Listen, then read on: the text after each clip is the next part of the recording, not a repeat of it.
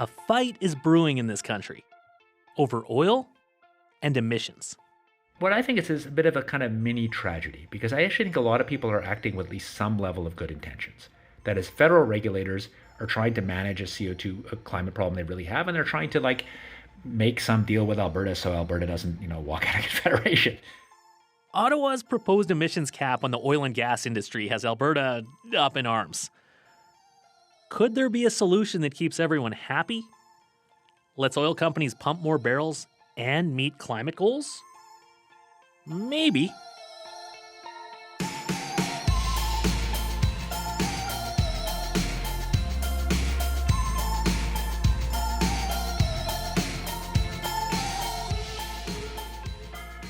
Hi, I'm Paul Havershood.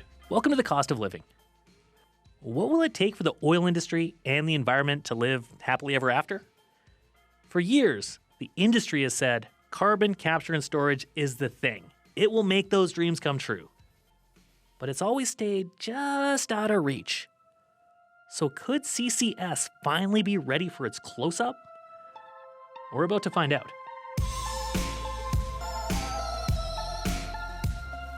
Also today, you've heard of good credit and bad credit, but what about no credit?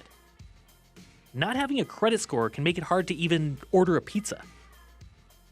That's life for a lot of people who move here. But should it be? Up first, getting rid of your stuff can feel good. Do you really need that free candle from 8 years ago? But what happens when the whole country needs to purge?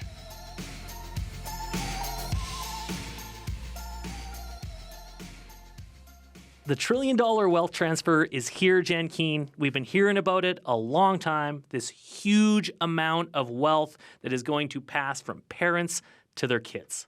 And it's not just money and real estate, Paul. We are in the midst of a stuff transfer as well.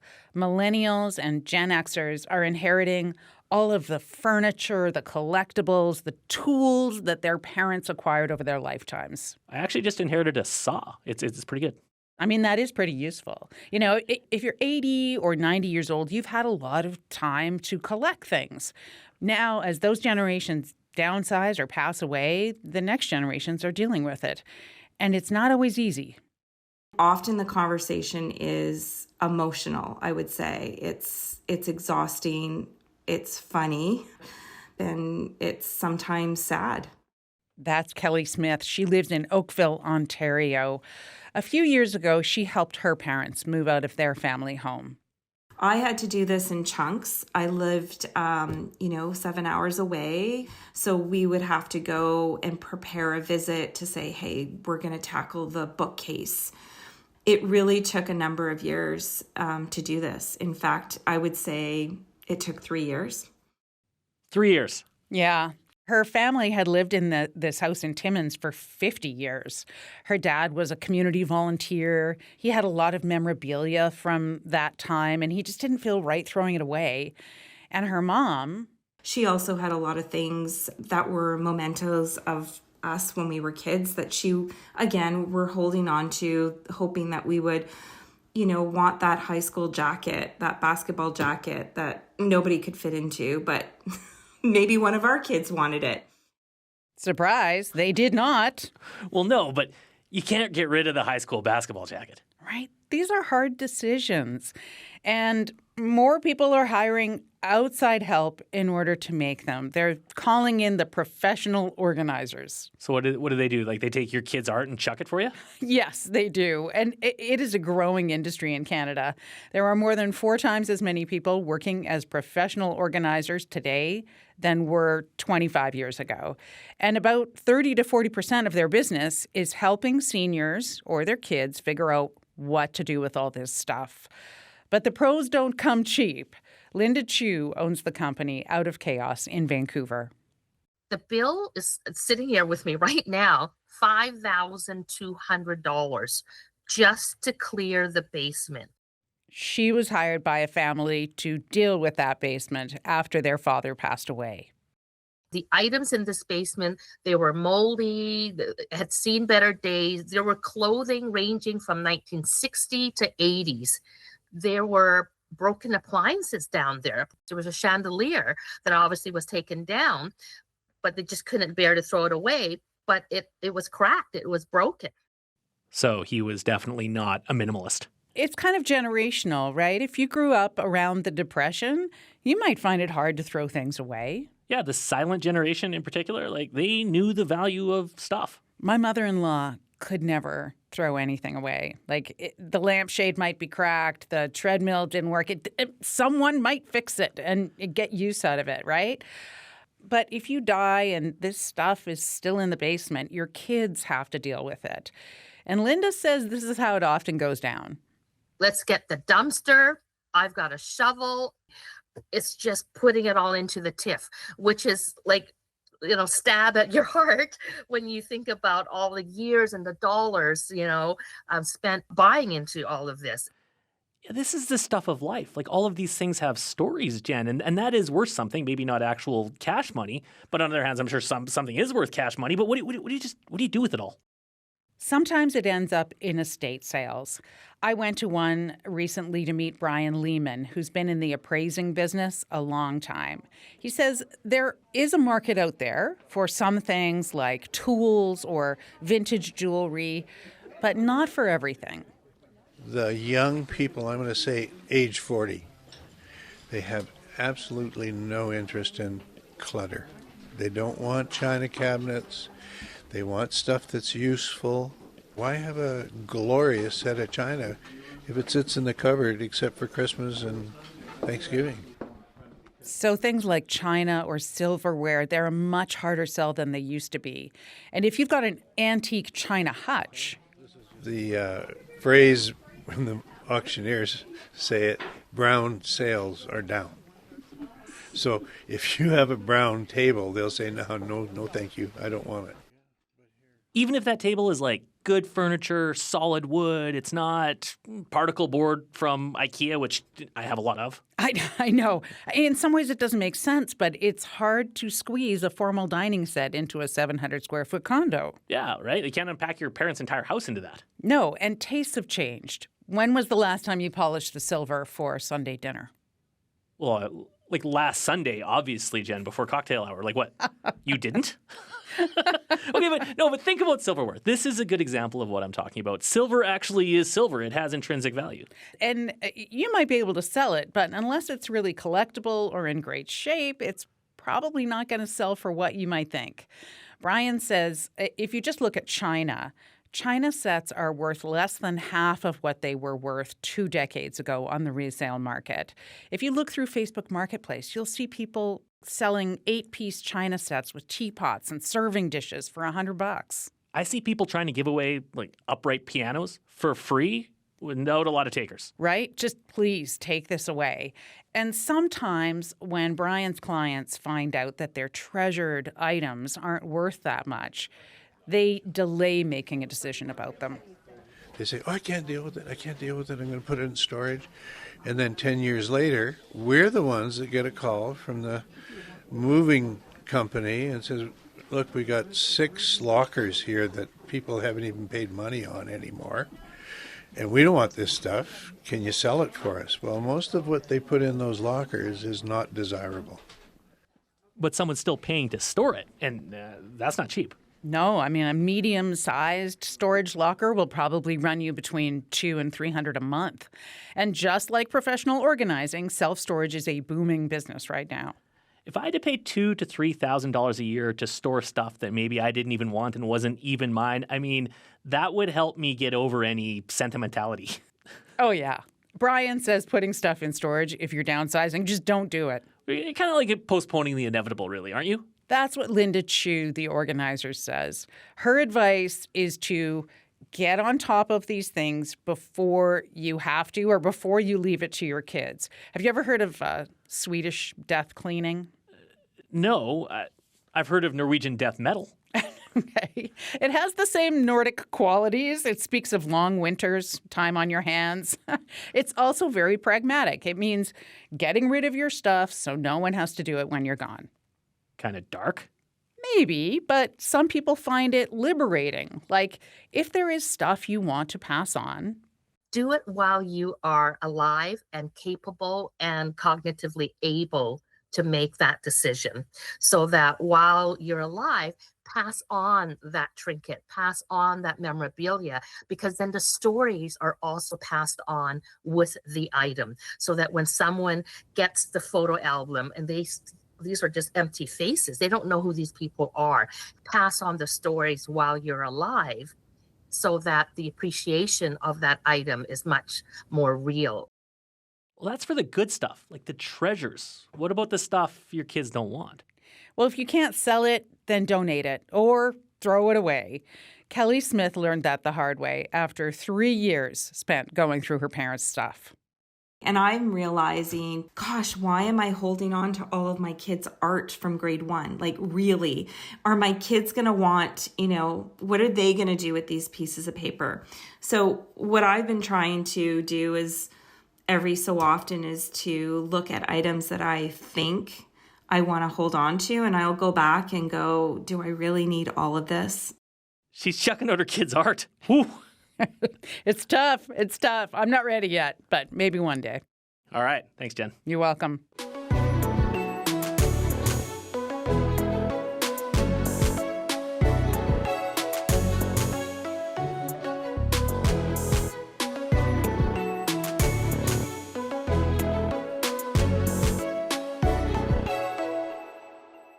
On your Radio and by podcast, this is The Cost of Living. I'm Paul Haberstrood. Here's a riddle. What's invisible, but matters to whether you can buy a house, a car, even order food from an app? Your credit score. Good credit can open a lot of doors. Bad credit? Not so much. But what about no credit? All kinds of people who move here start at zero, and that can be a problem. Enoch Omololu grew up in Nigeria, where cash is king. But when he moved to Canada and tried to book a hotel with his debit card, I had my cash, but no, they said, no, we need your credit on file. What do you mean the credit on file? This is my debit card. No, they said, no, we need the credit card on file. So it was a rude awakening, actually. he learned pretty fast that in Canada, you need a credit card to book hotels, order food, rent a car. So it was like you must use credit to survive. But when Enoch applied for a card, he got another surprise. So I approached the bank and they said, no, if you want a credit card because you have no Canadian credit history, you would need to make a deposit. No credit history meant he had to put down a deposit of $1,000. In Canada, everyone from landlords to bankers look at credit scores. It's a quick way of judging someone's ability to pay their bills on time. The higher your score, the more likely you are to get a loan or decent interest rates. But if you're new to the country, you have to start from scratch. That credit history from back home doesn't count. Rebecca Oakes moved from the UK 7 years ago. She's with the credit agency Equifax Canada. In the UK, I had my own home, I had a mortgage, I had a really strong credit score, and yet here I wasn't able to access more products and different things until I developed a credit score, which can take 3 to 6 months to kind of start building up after I've even got a credit card on the credit file. So that can be a real challenge. But that's changing. Equifax just launched a new program to recognize credit reports from 18 other countries, including India, Brazil, and Argentina. Yeah, so it will enable lenders to make faster decisions, potentially might enable them to offer more credit right from day one. So instead of receiving a low value limit on a credit card, perhaps you could get a higher limit to start with. Perhaps they'd be more willing to offer you better rates on things like loans. So why now? Rebecca points to the immigration boom. There's lots of people moving here, and therefore it's something that we needed a solution for. And the lenders themselves reached out to us and said, hey, we have a gap here. What can you do to help us? So, I think that's kind of where it really came from. And with better technology, she says it's easier to do ID checks and share financial information around the world.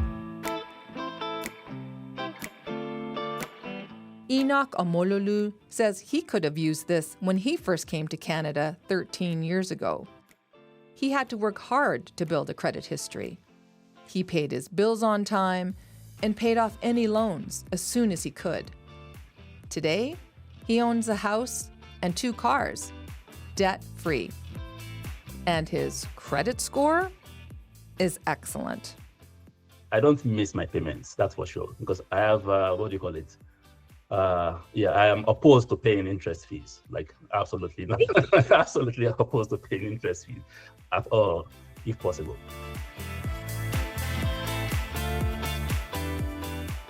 For The Cost of Living, I'm Ellis Cho.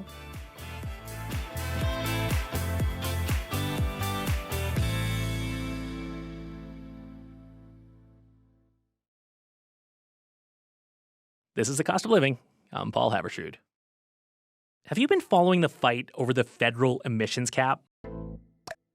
Ottawa's proposal to cap oil and gas emissions has Alberta threatening a constitutional challenge. The oil industry hates it. But Ottawa says, hey, produce as much as you want. Just keep emissions down. How to do that could come back to something we've heard about for a long time: carbon capture and storage. So, could CCS really be as billed? This magic bullet that helps Canada reach its climate goals and lets the industry keep pumping more barrels. Well, Canada's economy has a lot riding on that.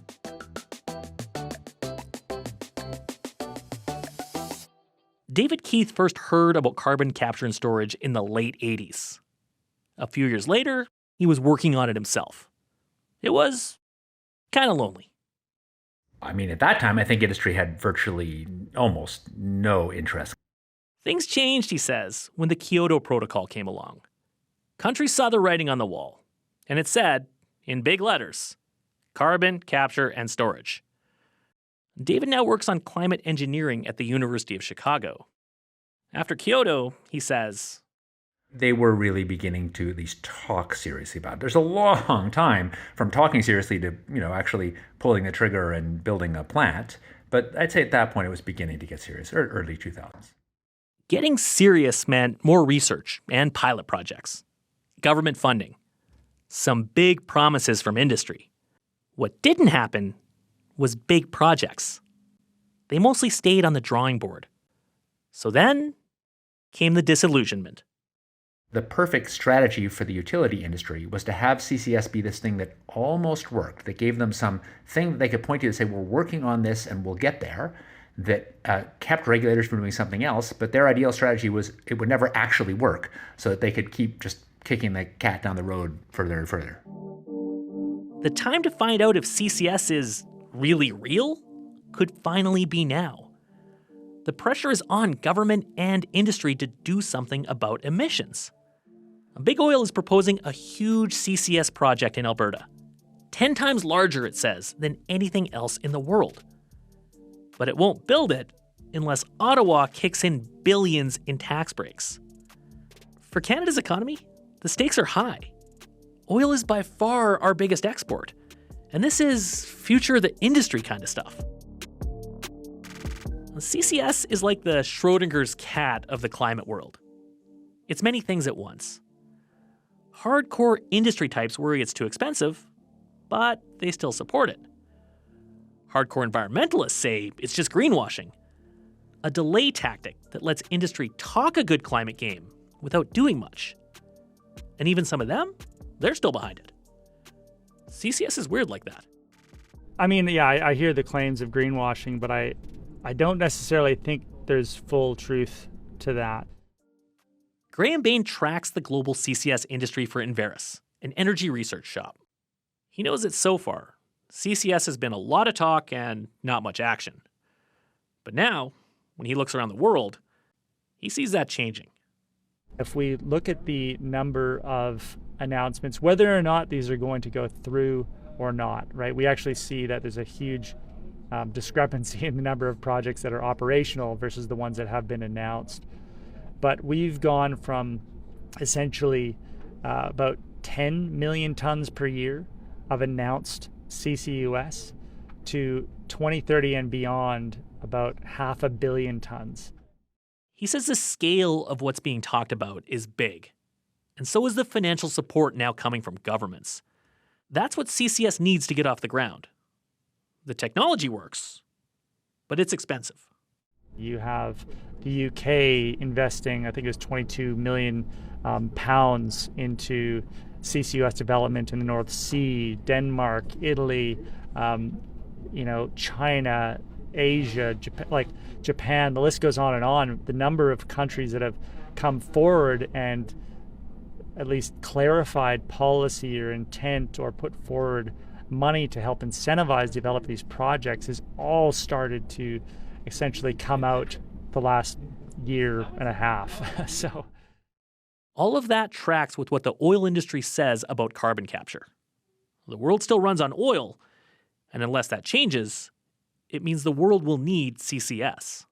We know we're not going to stop using oil and gas. We know we're still going to need it. It's not stopping anytime soon. We're at peak oil production and peak demand as of to date, right? So it's not going anywhere. If anything, it's continuing to increase. And so it's the only way to abate emissions from that space, and also to keep climate targets at 1.5 degrees. Global oil demand is now more than 100 million barrels a day. Canada supplies around 5 million barrels of that. It makes us the world's 4th largest oil producer. Industry looks at CCS as a way to keep the cash cow moving. The 6 biggest oil sands companies have formed a group called the Pathways Alliance. You may have heard their ad campaign. If you have questions about where Canada's oil sands industry stands on climate change, you're not alone. It's time to clear the air. Pathways is proposing a bunch of CCS projects, including a 400-kilometer pipeline to ship CO2 from the oil sands to an underground storage facility. The price tag is around $24 billion. They want the feds to kick in 2/3 of that in tax credits. That would be worth $16 billion. Would that be money well spent? Believers think that CCS can help future-proof Canada's industry. Natural Resources Minister Jonathan Wilkinson has suggested as much, saying it will let us pump the low-carbon barrels the world wants. David Keith, who has worked on carbon capture for as long as almost anyone, he's not sure putting billions into CCS for the oil sands is the right move. But maybe not for the reasons you may think. For oil, I think most people's expectation, even between gritted teeth, many people in the oil business, is that we will transition off oil. It won't be anywhere near as fast as the sort of far environmental sector wants, but with the very rapid movement of electric vehicles, I think global oil production very likely peaks next decade, maybe even early-ish next decade. And then it's going to decline, not as quickly again as I would want as an environmental voter, but it's going to decline. And the point is, in that world, if you're the Canadian oil sands with relatively high fixed prices, what real benefit is there in investing in CCS? Is that really going to protect your business? What does he mean by protect your business? Well, about half of every barrel of oil goes to transportation, gas for cars and trucks. If we change what we drive, the world electrifies and moves to EVs, then what happens to global oil demand? It goes down. It doesn't have to go down very far before the oil industry really starts to look different. After a century and a half of oil demand always increasing, once it's pretty clear that it's heading down towards zero, then I think it's like everybody is playing a game of musical chairs, and it's just going to look different. Nobody's investing for long-term winning. They're investing to milk all the money they can out of whatever resource they have, but it's just a different oil business. If global oil demand drops, that means oil prices will also fall. What will really matter then, in the oil business, is cost. Only the cheapest barrels will keep being produced. More expensive ones will stay in the ground. If Canada wants to squeeze every last drop of value from its oil sands reserves, we're talking over the next few decades, then how can we be the last barrel standing? By keeping our barrels cheap. Spending billions on CCS will add fixed costs that will make our barrels more expensive. What I think is a bit of a kind of mini tragedy, because I actually think a lot of people are acting with at least some level of good intentions. That is, federal regulators are trying to manage a CO2 climate problem they really have, and they're trying to make some deal with Alberta so Alberta doesn't, walk out of Confederation.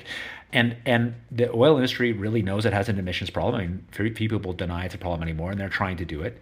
And yet I think we may be blundering into a decision that really doesn't make much sense.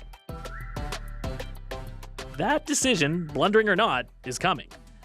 The feds will need to decide whether they'll put billions into the Pathways project. And we could soon find out if CCS really can live up to decades of its big promises.